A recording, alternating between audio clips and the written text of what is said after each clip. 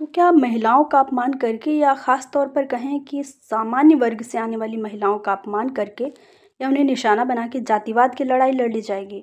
एक आईएएस अधिकारी हैं, उन्होंने अपने भाषण में कहा कि जब तक उनके बेटे को कोई ब्राह्मण अपनी बेटी दान नहीं दे देता या जब तक कोई ब्राह्मण लड़की उनके बेटे से शादी नहीं कर लेती, तब तक आरक्षण जारी रहना चाहिए।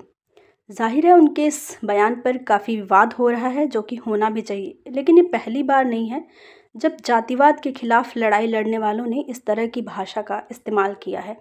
अभी कुछ साल पहले एक दलित एक्टिविस्ट हैं, उनका एक भाषण वायरल हुआ था जिसमें वो कह रहे थे कि आने वाले समय में 90% ब्राह्मण, भूमिहार और राजपूत महिलाएं दलितों के घर में बच्चों को जन्म देंगी। जब ये वीडियो वायरल हुआ तो उसे यूट्यूब वगैरह से हटा लिया गया था। मैं अपना खुद का अनुभव बताती हूँ।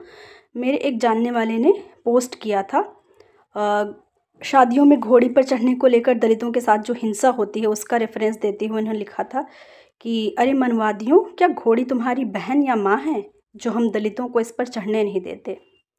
मैंने उन्हें यह समझाने की कोशिश की कि उनके पोस्ट में सेक्सिज्म साफ साफ झलक रहा है, मिसोजिनी और महिलाओं के खिलाफ जो द्वेष है वो साफ साफ दिख रहा है, लेकिन उन्होंने इसे मानने से इनकार कर दिया और बिल्कुल मेरी बात पे बिल्कुल गौर नहीं किया। तो मेरा ये कहना है कि आप एक जो ऑप्रेस्ड वर्ग है उसको निशाना बनाकर दूसरे ऑप्रेस्ड वर्ग की लड़ाई तो नहीं लड़ सकते। कास्टिज़्म का मुकाबला सेक्सिज्म या मिसोजिनी से नहीं किया जा सकता। ये बात सही है कि इंटरकास्ट शादियां करने पे लड़के लड़कियों की ऑनर किलिंग कर दी जाती है, कई बार उनके ही घर वालों के द्वारा। खासकर अगर कोई सामान्य वर्ग की लड़की दलित या मुस्लिम से शादी करती है तो इसमें कोई शक नहीं है।